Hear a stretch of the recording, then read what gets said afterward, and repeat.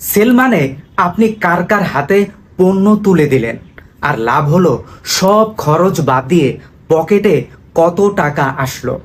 60 লাখ টাকার সেল, কিন্তু শেষে হিসাব কষে দেখা গেল ফেসবুক অ্যাডেই চলে গেছে 5,70,000 টাকা। বাকি 30,000 টাকায় প্যাকেটিং করবেন, ডেলিভারি দিবেন, নাকি স্যালারি পরিশোধ করবেন? আচ্ছা ভাই, ফেসবুক কি? এটা হচ্ছে ডিজিটাল জায়ান্ট। এটা আসলে এক ধরনের বিডিং প্ল্যাটফর্ম। আপনি যত বেশি টাকা ঢালবেন তত বেশি আপনার বিজ্ঞাপন দেখাবে। মানে সহজ কথায় বোঝেন, এটা একটা অফিসিয়াল জুয়া, যেখানে কার্ডের জায়গায় বসে আছে আপনার কষ্টের টাকা, আর আপনি খেলছেন ভিউ আর রিচের লটারি। আসলে আজকের তরুণরা স্বপ্ন দেখে